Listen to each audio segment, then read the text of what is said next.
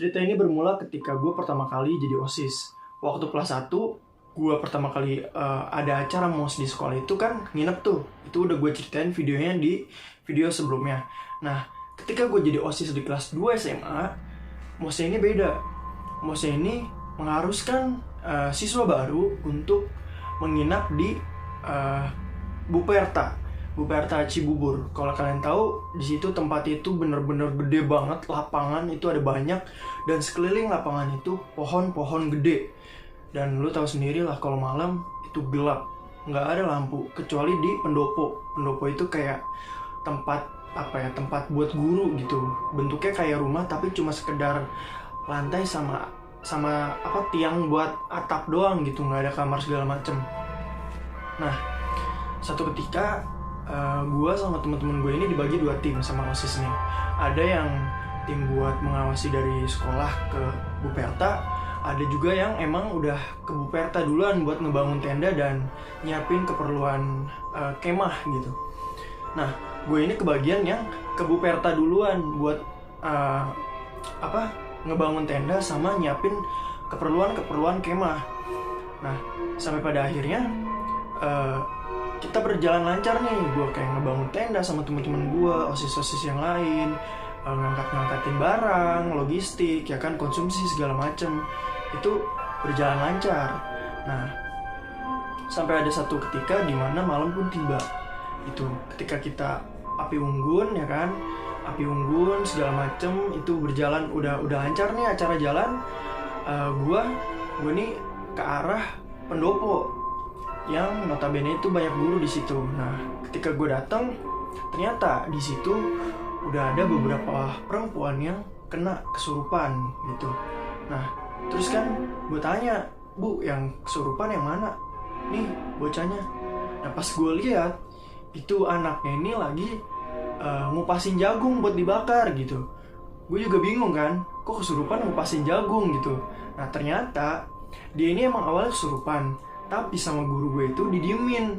Makanya guru gue bilang, dia orang kesurupan mah diemin aja.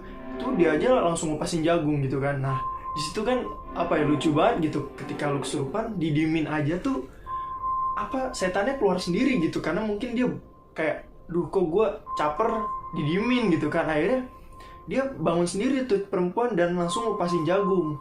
Nah, itu kesan mistis pertama nih di Buperta ini. Nah, ada satu lagi ketika gue ini kan ketika acara udah berjalan itu kan kita kebagi divisi ya. Nah, seinget gue itu divisi kesehatan, dimana gue emang keliling tenda gitu kan sama temen gue. Nah, ketika orang lagi pada ngumpul di api unggun gitu, ngelilingin api unggun, gue ini ngelilingin tenda nih, kali aja ada yang sakit segala macem kan. Nah, jadi ini kan kotak ya kan. Nah, di sini barak cowok, di sini barak cewek. Nah, di sini nih barak OSIS. Buat tenda-tenda OSIS, dan waktu itu gue kebagian tenda kecil banget buat berlima. Nah, di sini pendopo nih. Nah, ketika gue jalan dari sini nih, dari titik barak cowok keliling ya kan, terus ke barak perempuan, terus gue ke barak OSIS. Nah, ketika gue berdua jalan sama temen gue ke arah barak OSIS menuju pendopo, lagi jalan, waktu itu rame tapi hening gitu loh di bagian gue, karena kan itu lapangannya gede banget ya. Jadi pas begitu di dekat barak OSIS itu, di tenda-tenda OSIS itu emang kesannya sepi gitu.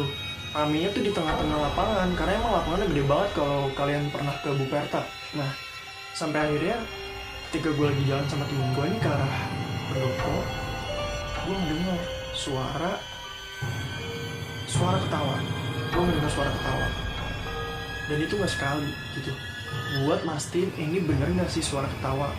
Nah, ketika gue jalan terus gue gak denger, gue biasa aja awalnya kan, kayak mungkin ini cuma perasaan gue doang gitu, mungkin ini cuma halusinasi gue doang gitu, ke bawah suasana yang Buperta yang emang sepi dan mendominasi gelap gitu. Nah, terus gue tanya ke temen gue, namanya singkat gue waktu itu ya Danu, lu denger nggak? Sambil jalan nih gue, lu denger nggak? Nah, Si Danu sama gue sambil jalan, dia langsung bilang kan, udah pelik jalan aja, jangan didengerin. Ternyata di situ Danu juga dengar, cuman dia nge-keep buat nggak ngomong ke gue. Tapi gue, ya lu tau lah, gue kalau ada sesuatu tuh buat mastiin itu gue harus nanya ke temen gue gitu, ini bener nggak sih gitu kan. Sampai akhirnya gue nanya, dan ternyata si Danu ini benar gitu, bener-bener sama ngedenger juga apa yang gue dengar. Nah dari situ ya udah gitu, emang benar di Bu Perta ini ternyata ada juga gitu yang suka mengganggu. Dan notabene itu tempat tenda gua gitu. Bener-bener gue baru banget ngelewatin tenda gua. Itu kan sekitar ada 4 atau 5 tenda ya di jalur OSIS itu. Dan gue di situ baru ngelewatin tenda gua, tenda kecil tuh yang buat berlima. Itu ada suara gitu. Ya udah akhirnya gue ke arah pendopo kan, kayak biasa, kayak mau lihat nih ada bakaran apa aja sih, kayak ada jagung, ada sosis segala macam tuh banyak di pendopo. Nah ada satu ketika lagi gue nih pengen kencing gitu, pokoknya pengen bersih lah abis acara kayak gitu kan. Anak-anak kan udah pada masuk ke tenda. Nah waktunya gue bisa nih bebas buat bersih ataupun kayak buang air kecil, buang air besar segala macem deh. Nah jarak antara WC toilet umum itu ke camp gue ini jauh banget gitu, bener-bener jauh gitu. Kalau misalkan dihitung total dihitung jarak ke lapangan tuh sekitar 3 lapangan. Yang notabene Bu Perta ini gede banget gitu, satu lapangan aja tuh gede banget kalau lu pernah kesana. Nah ada satu ketika gue ngajak Danu nih buat ke toilet. Gue mau bersih-bersih yuk gitu kan. Ya udah akhirnya Danu setuju nih buat nemenin gue bersih-bersih. Nah sampai satu ketika itu kan jalanan aspal gitu, kiri kanan itu pohon gede-gede banget, serius segede itu. Lu tau lah pohon pinus ya, segede apa tuh pohon pinus dan rimbun gitu. Nah gue lewat jalur normal nih. Gue awalnya memutuskan buat lewat jalur normal, lewat jalur aspal gitu, jalanan yang biasa lalu lalang motor mobil. Nah tapi ketika gue mulai jalan, awalnya ya emang merinding gitu, karena emang kiri kanan pohon dan gelap. Walaupun itu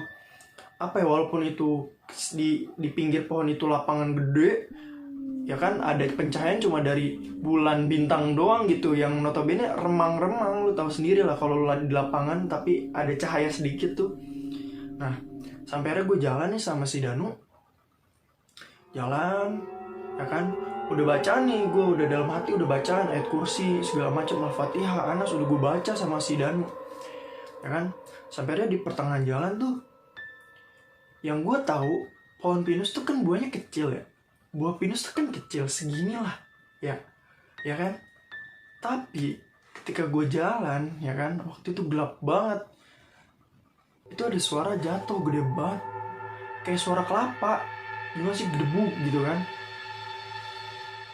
Itu gue di situ sama Danu langsung lari. Kenapa? Karena ini pohon pinus gitu, segede mana sih buahnya, dan bunyi jatuhnya itu bener-bener kayak bunyi kelapa atau hal-hal berat yang lainnya gitu, kayak barbel lah, kebanting atau segala macem. Di situ gue sama Danu langsung lari sambil baca ayat kursi kayak Allah la ilaha illallah wal hayyul qayyum. Waktu itu kayak gitu gue ya, sampai akhirnya gue nyampe ke toilet, bersih-bersih segala macem. Dan gue sama Danu nih memutuskan buat enggak lewat jalan itu lagi gitu. Gue sama Danu mutusin buat lewat lapangan, walaupun notabene di situ tuh ada becek-becek sedikit, nggak apa-apa. Yang penting gue lebih ngerasa aman lewat tengah-tengah lapangan gitu, lewat lapangan ke antar lapangan daripada lewat jalur aspalnya itu gitu. Nah segitu aja cerita gue mengenai Bu Perta ini. Jangan lupa like, share, dan subscribe untuk gue bisa terus menceritakan pengalaman-pengalaman mistis gue dengan dalam lingkup sekolah dulu untuk sekarang. Di video selanjutnya gue bakal ngebahas mengenai jimat di balik dasi, yang mungkin kalian ada yang tahu mengenai orang yang memiliki jimat dan bisa punya kekuatan supranatural. Sekian dari gue, bye-bye.